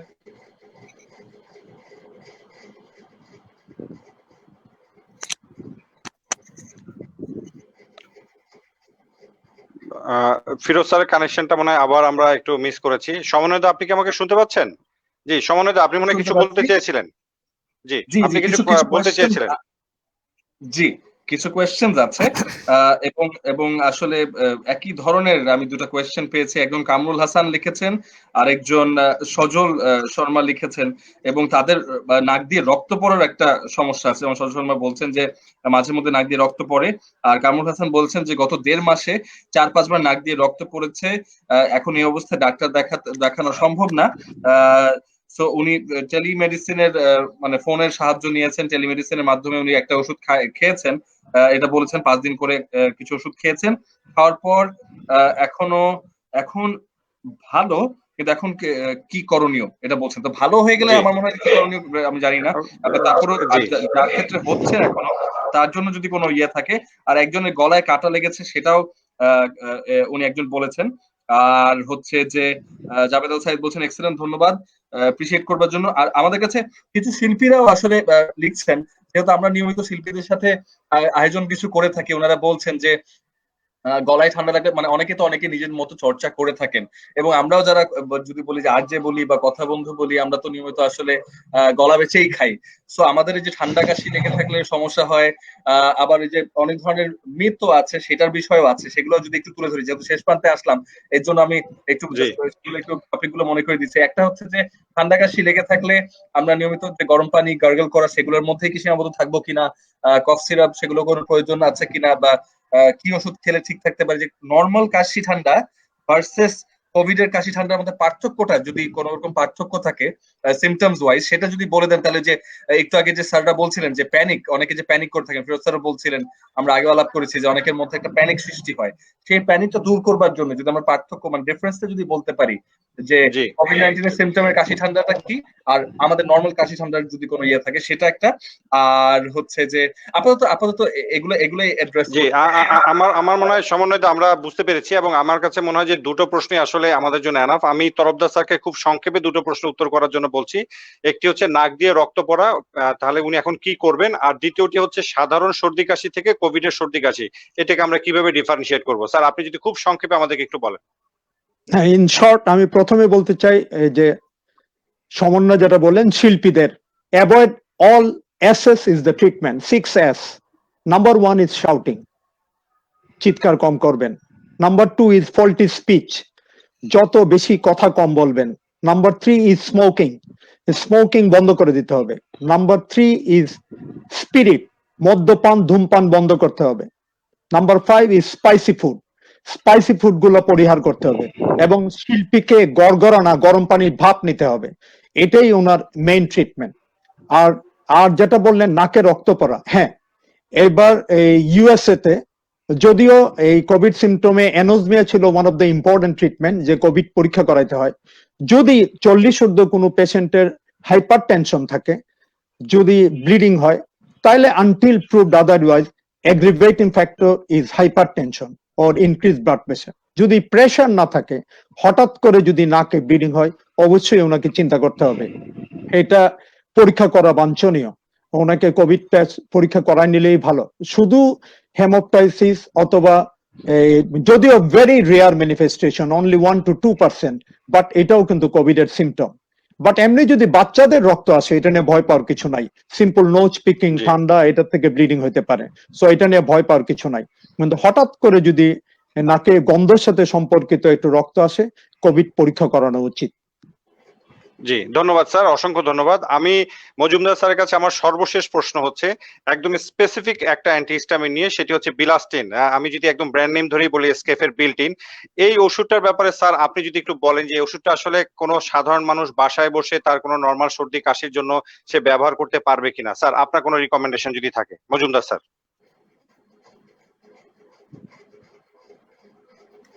ধন্যবাদ। আসলে বিল্টিন এবং বিলাস্টিন খুবই সেফ, খুবই ভালো এবং নন সিডেটিভ একটা ভালো অ্যান্টিহিস্টামিন, যেটা আমরা OTC over the counter drug হিসেবে বিদেশে ইউজ করা হয়। আমাদের দেশেও এটা, যারই একটু সর্দি লাগে, ঠান্ডা লাগে, গলায় অস্বস্তি হয়, এই অ্যান্টিহিস্টামিন হিসেবে একবার শুরু করে 8-10 দিন খেতে পারেন খুব সহজেই। খুবই ইউজফুল, এবং এটা অ্যান্টিহিস্টামিনের মধ্যে নিউর অ্যান্টিহিস্টামিন, এবং সাইড ইফেক্ট খুবই কম অন্যান্য ওষুধের তুলনায়। ধন্যবাদ স্যার, অসংখ্য ধন্যবাদ। সমন্বিত, আমার মনে হয় আমরা অনুষ্ঠান একদম শেষ পর্যায়ে চলে এসেছি। আমি শুধু জি সমন্বিত, জি শেষ পর্যায়ে জাস্ট ওই জিনিসটা, যে আমরা যদি সেই পয়েন্টটা দিয়ে একটু শেষ করতে পারি, যে মিথ যে থাকে, হ্যাঁ, কিছু মিথ থাকে যে আসলে এটা করলে করোনা হবে না, ওইটা করলে করোনা হবে না। হ্যাঁ, সেগুলো আমাদের ইমিউন সিস্টেমের জন্য হয়তো ভালো। যেমন আমরা আসলে আলাপ করছিলাম যে রসুন বলি, কালিজিরা বলি, সেগুলো আমাদের ইমিউন সিস্টেমের জন্য ভালো। সেগুলো হয়তো আমাদেরকে আসলে প্রস্তুত করে তুলবে ফাইট করবার জন্য, আর একটু বেটার ফাইট করবার জন্য হয়তো ইমিউন সিস্টেমটাকে শক্তি দিবে বা সেটাকে আর্মার দিবে। কিন্তু সেগুলো আসলে এটা খেলেই যে হবে না সেটা কিনা, সেটা একটু সবাইকে সতর্ক করে দেওয়া এটা। আর ওই প্রশ্নটা আবারও ওইটা অনেকের কাছে ক্লিয়ার না, যে যে আসলে নর্মাল ঠান্ডা কাশি ভার্সেস কোভিড-19 এর ঠান্ডা কাশির যদি কোনো পার্থক্য থেকে থাকে, আসলে যদি বোঝার কোনো উপায় থেকে থাকে, তারপরও সতর্কতা অবলম্বন করতে হবে, কিন্তু সেটা যদি থেকে থাকে, এই দুইটা পয়েন্ট যদি স্যাররা অ্যাড্রেস করতেন জি জি আমি আমাদের এই লাস্ট দুটো প্রশ্ন আনসার করার জন্য আমি নাজমুল স্যারকে রিকোয়েস্ট করছি। স্যার একদম স্পেসিফিক প্রশ্ন, মিথ গুলো আছে রসুন খেলে কালিজিরা খেলে ইমিউনিটি বাড়ে, এই বিষয়ে আপনি একটু কিছু বলেন। আর দ্বিতীয় হচ্ছে সাধারণ সর্দি কাশি এবং কোভিড এর সর্দি কাশি, এই দুইটার মধ্যে মেইন ডিফারেন্সটা কি হবে স্যার? আসলে আমাদের দেশটা এমন যে আমরা বিশ্বাস করতে ভালোবাসি, যেটা আমাদের সমন্বয় বলছিলেন যে কালিজিরা, আমরা শুনেছি থানকুনি পাতার কথা, রসুনের কথা, ইত্যাদি ইত্যাদি। এগুলো আসলে কোনো অবস্থাতেই কিন্তু এই করোনা ভাইরাসের কাছ থেকে আমাদেরকে সুরক্ষা দেয় না। কাজে এগুলো খেলে কারো করোনা ভাইরাস হবে না, এগুলো ব্যবহার করলে কেউ এই কোভিড-19 আক্রান্ত হবেন না। এটি কিন্তু একেবারেই অবৈজ্ঞানিক এবং এটি একটি ভ্রান্ত ধারণা, এটি বিশ্বাস করবার কোনো কারণ নেই। তবে এদের কিছু ভেষজ গুণ আছে, ঔষধি গুণ আছে, তাই না? আমাদের যে ইমিউন সিস্টেম আছে, আমাদের রোগ প্রতিরোধ করবার যে সক্ষমতাটি আমাদের ইনবিল্ট আছে শরীরে, এক একটা মানুষের কিন্তু এক এক রকম হয়, সবার কিন্তু একরকম আমি বলবো যে হয় না। তো সেই জায়গাগুলোতে এই ধরনের প্রকৃতিজাত ভেষজ বিভিন্ন খাবার, যেগুলো নিরাপদ খাবার, সেগুলো সহায়তা করে। এর পাশাপাশি কিন্তু প্রতিদিন ব্যায়াম করা, বড় করে নিঃশ্বাস করা, মনে মনে ভালো চিন্তা করা, যার যার ধর্ম অনুযায়ী প্রার্থনা করা, প্রার্থনা বা মেডিটেশনও কিন্তু ইমিউন সিস্টেমকে বুস্ট আপ করবার জন্য একটি খুব জরুরি বিষয়। আমরা বলছি বিভিন্ন ইলেকট্রনিক প্রিন্ট মিডিয়াতে, সামাজিক বিভিন্ন গণমাধ্যমে আমরা বলছি যে সোশ্যাল ডিস্টেন্সিংটা করেন। আমরা আসলে এই কথাটাকে এইভাবে বলতে চাই যে ফিজিক্যাল ডিস্টেন্সিং, শারীরিক দূরত্বটা আমরা রাখি, কিন্তু সোশ্যাল ডিস্টেন্সিং না। পরস্পরের সঙ্গে আমরা যোগাযোগ রাখি, সেটি সেলফোনের মাধ্যমে হতে পারে, সেটি ভিডিও কনফারেন্সিং এর মাধ্যমে হতে পারে, সেটি লেখালেখির মধ্য দিয়ে হতে পারে। অর্থাৎ বৃহত্তর সমাজে আমরা সবাই সবার সঙ্গে কানেক্টেড থাকবো, আমরা যোগাযোগের মধ্যে থাকবো, কিন্তু শারীরিকভাবে পরস্পরের কাছ থেকে দূরে থাকবো। স্পেসিফিক করে আরেকটি যেটি কথা আপনারা জানতে চেয়েছেন, যে সাধারণ সর্দি কাশির সঙ্গে এই করোনা ভাইরাসের, মনে রাখতে হবে এই করোনা যে ভাইরাসটি দিয়ে আজকে যে রোগ আমাদেরকে সারা বিশ্ব জোড়া পুরো মানব জাতিকেই একটা সংকটের মুখে ফেলে দিয়েছে, এটি কিন্তু সাধারণ যে সর্দি কাশি হয়, ইনফ্লুয়েঞ্জা যে হয়, ফ্লু লাইক যে সিমটমস হয়, হাঁচি সর্দি কাশি জ্বর, এর মাঝে মূলত কিন্তু খুব বড় মোটা দাগের তফাৎ হয় না। সর্দির পানি যেরকম হবে, হাঁচি যেরকম হবে, তবে এখানে যে কাশিটি হবে সেটি কিন্তু মানে শুকনা কাশি হবে, কফ তৈরি হতে কিন্তু সময় লাগবে, সহজে হবে না। এইখানে কিন্তু জ্বর হবে, মাথা ব্যথা থাকতে পারে, গলায় ব্যথা থাকতে পারে, গায়ে ব্যথা থাকবে, খুব দুর্বল লাগবে, সেই জিনিসগুলোর দিকে বেশি নজর রাখতে হবে। কারো কারো ডায়রিয়া হতে পারে, কারো কারো স্কিনের র্যাশ থাকে। আজকে কোনো কিছুই কিন্তু একেবারে 100% বলে দেয়া যাবে না যে এইটি হয়েছে এইটি হবে না, কারণ পুরো বিষয়টাই আমাদের কাছে একেবারে নতুন। সারা পৃথিবীতে বিভিন্ন সেন্টারে কাজ হচ্ছে, সবাই তাদের তথ্য এক জায়গায় করছেন। প্রতিদিনই আমরা কিছু না কিছু নতুন নতুন তথ্য কিন্তু পাচ্ছি। আমরা 5 দিন আগে 7 দিন আগে যেটি বলেছিলাম, সেটি কিন্তু দেখা যাচ্ছে 7 দিন পরে বিশ্ব স্বাস্থ্য সংস্থার গাইডলাইন অনুযায়ী আমরা পরিবর্তন করে দিচ্ছি। আপনার নিশ্চয়ই মনে আছে, শুরুতে বলা হয়েছিল যে ড্রপলেট দিয়ে এই ইনফেকশন ছড়ায় না, কিছুদিন পরে আমরা দেখলাম যে না, ড্রপলেটের মাধ্যমে ছড়াচ্ছে। কাজেই প্রতিদিনই নতুন তথ্য আসছে, আমরা তথ্য প্রযুক্তির যুগে আছি, আমরা সে তথ্যগুলোকে এক জায়গায় করছি, সেখান থেকে আমরা আমাদের নিজেদের সুরক্ষার জন্য সবাই প্রস্তুতি নিচ্ছি। অ্যাসিমটোমেটিক রোগীও থাকতে পারে, যাদের কোনো লক্ষণ উপসর্গই কিছু নেই, দিব্যি ভালো আছেন, ঘটনাচক্রে যাদের কন্ট্যাক্ট ট্রেসিং বা অন্য কোনো কারণে পরীক্ষা করতে যেয়ে দেখা গেল যে এনারা ইনফেক্টেড হয়েছে। কাজেই সর্দি হয়েছে বা কাশি হয়েছে অথবা হয়নি সেটি জরুরি নয়, জ্বর হয়েছে কিনা, এই ক্ষেত্রে সরকারি বিভিন্ন প্রতিষ্ঠান বিনে পয়সাতে পরীক্ষা হচ্ছে, সেই পরীক্ষা করতে হবে। এবং কেউ যদি প্রমাণিত হন যে তার করোনা ভাইরাসে তিনি আক্রান্ত হয়েছে, কোভিড-19 ডিজিজ আছে, আমাদের কিন্তু স্বাস্থ্য এবং পরিবার কল্যাণ মন্ত্রণালয় থেকে পরিষ্কার করে কিছু সুনির্দিষ্ট নীতিমালা করে দেওয়া হয়েছে, গাইডলাইন করে দেওয়া হয়েছে। তার আঙ্গিকেই কিন্তু ব্যবস্থা নিতে হবে এবং নিজেকে সুরক্ষিত রাখবার জন্য, পরিবারকে সুরক্ষিত রাখবার জন্য এবং পুরো বাংলাদেশকে সুরক্ষিত রাখবার জন্য আমাদেরকে কিন্তু কাঁধে কাঁধ মিলিয়ে কাজ করতে হবে। কিন্তু আবারও বলি যে কাঁধে কাঁধ মিলানো মানে একসঙ্গে থাকা নয়, দূরের থেকে পরস্পরকে সহায়তা করা, সাহস দেওয়া, পরস্পরকে উৎসাহ দেওয়া, বিশ্বাসটা খুব সুদৃঢ় রাখা যে এই অন্ধকার কেটে যাবে, আলোর দিন ফিরে আসবেই, টানেলের শেষ প্রান্তে আলোর রেখা আমরা অবশ্যই দেখবো, নীল আকাশের নিচে আবার সবাই ঘুরে বেড়াবে। কিন্তু ততক্ষণ পর্যন্ত শারীরিক দূরত্ব রাখতে হবে, অযথা বিনা কারণে ঘর থেকে বের হওয়া যাবে না, এবং ব্যক্তিগত স্বাস্থ্য সুরক্ষার প্রতিটি বিষয় কিন্তু সবাইকে নিজের মতন করেই মেনে চলতে হবে। জি, ধন্যবাদ স্যার, অসংখ্য ধন্যবাদ। সমন্বয় দা, আমার পার্ট শেষ, আপনি যদি কিছু সাপ্লিমেন্ট করেন।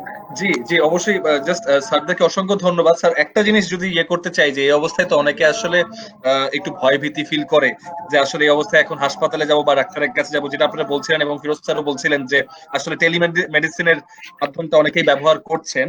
সেই ক্ষেত্রে এখন ঠান্ডা কাশি প্রবলেম হলে যদি আপনাদের কোনো রেকমেন্ডেশন থাকে বা আপনাদের সাথে যোগাযোগ করবার যদি কোনো মাধ্যম থাকে, সেটা যদি জানাতে চান, তাহলে এই মুহূর্তে আমাদেরকে যারা দেখছে বা যারা পরবর্তীতে এবিসি রেডিওর লাইভের মাধ্যমে, ফেসবুক পেজের মাধ্যমে যারা দেখবে, তারা যদি ফিল করে যে তাদের এক্সপার্ট অ্যাডভাইস দরকার, সেটা সেই ক্ষেত্রে তারা কোথায় ফোন করতে পারবে বা মেইল করতে পারবে বা যোগাযোগ করতে পারবে, সেটা যদি কেউ জানাতে চান স্যার, সেটা জানিয়ে দিলে আসলে উপকৃত হব। আর আর জি, বেসিক মেসেজ গুলো, বিকজ অনেকেই, আরেকটা জিনিস, যে অনেকেই আসলে শুরুর দিকে লিখছিল যে আপনাদের কি মনে হয় কবে গ্রামীণের নাম্বারটা জি কবে আমরা পুরোপুরি সুস্থ হয়ে যাব, কবে করোনা মুক্ত হবে বাংলাদেশ, এই ধরনের। আমি সেই প্রশ্নটা আসলে আপনাদের কাছে এভাবে করতে চাই না যে আমরা কবে হব সুনির্দিষ্ট ভাবে হয়তো আমাদের পক্ষে করা সম্ভব নয়, কিন্তু যদি নাজমুল স্যার সেটাতে কিছু বলতে চান, বা আপনারা যদি ওই যে নাজমুল স্যার একটু আগে বলেছেন, বা তারপর যদি কিছু বলতে চান কি করণীয়, আমরা সবাই জানি কি কি করণীয়, করোনায় কি কি করণীয়, তারপরও যদি মনে করে দিতে চান, এটা দিয়ে আপনারা যদি শেষ করেন, তারপরে আমরা বিদায় নিয়ে নিতে পারি। জি, জি, আমার মনে হয় তরফদার স্যার কিছু বলতে চাচ্ছেন। জি স্যার। হ্যাঁ, আমি তো একটা বলি, একটা নাম্বারে আমি অন্য একটা নাম্বারে যুক্ত, যারাই যোগাযোগ করতে চান ওই নাম্বার আমি দিয়ে দিচ্ছি। তারা সকাল 10টাতে 1টা পর্যন্ত যোগাযোগ করলে, নর্মাল টেলিফোন করলে, কাগজ কলম নিয়ে আমি আসলে এই ফ্রি ভাবে এই চিকিৎসা দিচ্ছি। আর আমি যে কথাটা বলতে চাই, এই করোনিয়াল ওয়ার্ল্ডে মানুষ তো মানুষের জন্য, আমরা আসে প্রত্যেকের জায়গা থেকে সরকারি নির্দেশনা যা আছে আমরা তো মেনে চলতেই হবে।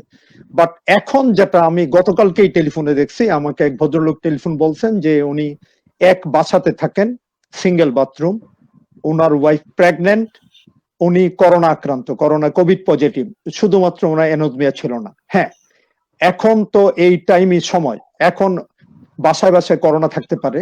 এখন যে জিনিসটা হলো, একটু আগে নাজমুল যেটা বলছেন যে সেলফ অ্যাকচুয়ালি শারীরিক দূরত্ব ইজ ইম্পর্টেন্ট। হ্যাঁ, হাজবেন্ড ওয়াইফ ওনারা দূরে থাকতে পারবেন। যদি এক বাসা থাকে তাহলে বাসাতেও বিছানাটা দূরে নিয়ে 6 ফিট ডিস্টেন্সে থাকবেন। প্রয়োজন অনুযায়ী ডাবল টয়লেট থাকলে ওনার জন্য আলাদা টয়লেটই দেওয়া উচিত। এবং ওনার খাওয়া দাওয়ার ব্যাপারেও, খাওয়া দাওয়া কেউ যে হেল্প করবে বাইরে থেকে, এটা আপনারা জানেন সবকিছু। বাট জিনিসগুলো হলো উনাকে টাইম করে নিতে হবে, সকাল বিকাল টয়লেট ইউজ করবেন, অনেকক্ষণ ফ্লাশ করবেন, টয়লেটের হ্যান্ডেল বা জিনিসগুলা উনি টিস্যু বা অন্য কিছুতে ধরবেন, যেটা অন্য কেউ টাচ করবেন না, অন্যরা ঢুকার আগে পরিষ্কার করে থাকবেন। আর আমাদের যেটা উচিত অবশ্যই, হ্যাঁ, আমরা তো আসলে চিকিৎসক সমাজ, একটা কথা অবশ্যই বলতে চাই, আমাদের এই ধমনীতে শহীদ ফজলে রাব্বির রক্ত, আমাদের ধমনীতে শহীদ মিলনের রক্ত, এই রক্ত কখনো পরাভব মানে না। আমরা আসলে এই মানুষের জন্যই, চিকিৎসার জন্যই এগিয়ে আছি, এবং আমরা কোনো কিছুর জন্য নয়, আমরা মানুষের কল্যাণে সবসময় ব্রত থাকবে। এবং আমরা আমাদের যদি যে কোনো প্রয়োজনে আপনারা চান, আর এখন তো নাজমুল হাসান মুন্না খুব সুন্দর করে বলছেন, দিনের বেলা কিন্তু ঢাকা মেডিকেল ইএনটি ইনস্টিটিউট দুইটাই এই দ্যাট ইজ আউটডোর ওপেন, বঙ্গবন্ধুতেও টেলিমেডিসিন ওপেন, ওই মেডিসিনও প্রতিদিন 9টা থেকে 12টা পর্যন্ত পাবেন। আর ব্যক্তিগত নাম্বার হলো, আমার ব্যক্তিগত নাম্বার আমি দিয়ে দিচ্ছি, ওই নাম্বার যদি নিতে চান অনেকেই করতে পারেন। এটা হলো, যদি লেখেন 01756018000। যদি ব্যক্তিগতভাবে কেউ কোনো প্রশ্ন করতে চান, আমি সবসময়, এবং আমি জানি প্রফেসর ফিরোজ। স্যার নাম্বারটা আবার একটু যদি রিপিট করেন স্যার। 01756018000, 01756018000। আমাদের এখানে যে বসা আছেন ফিরোজ আহমেদ খান, তারপরে খুরশিদ আলম মজুমদার, ওনারা কিন্তু প্র্যাকটিসও করছেন, ওনারা প্র্যাকটিসও যাচ্ছেন। আপনারা ওনাদের নাম্বারও নিতে পারেন, প্র্যাকটিসে ওনাদের সাথে যোগাযোগ করতে পারেন। আর নাজমুল হাসান সান্না তো উনি সম্মুখ সারির যোদ্ধাই। সবাইকে ধন্যবাদ, এসকেএফ কে ধন্যবাদ, সমন্বয়কে ধন্যবাদ, দর্শককে ধন্যবাদ। আমি সর্বশেষ মজুমদার স্যারের কাছ থেকে একটু জানতে চাচ্ছিলাম যে স্যার, আপনি যদি কোনো টেলিমেডিসিনের কোনো কন্ট্যাক্ট নাম্বার যদি দর্শকদেরকে দিতে চান স্যার। হ্যাঁ, আমার নাম্বারটা খুব সহজ, একটাই নাম্বার, 01711545058। স্যার আবার একবার রিপিট করেন। 01711 01711 545058। ধন্যবাদ স্যার। আমাদের সাথে কি ফিরোজ স্যার আছেন কানেক্টেড, নাকি আমার ধারণা ফিরোজ স্যার আমাদের সাথে কানেক্টেড নেই এখন? আচ্ছা, আমরা যদি হ্যাঁ, ফিরোজ স্যার মনে হয় আমাদের সাথে কানেক্টেড নেই। আমি নাজমুল স্যারকে অনুরোধ করবো, স্যার আপনি যদি সর্বশেষ এক লাইনে যদি কিছু বলতে চান।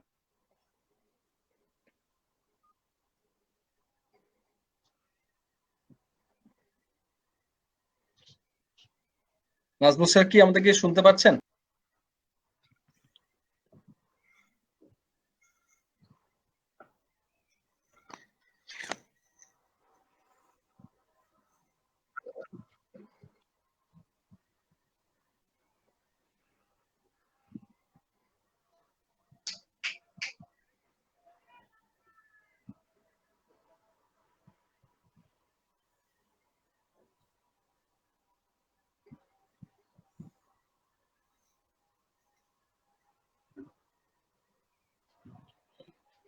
নাজমুল স্যারকে কি আমরা শুনতে পাচ্ছি?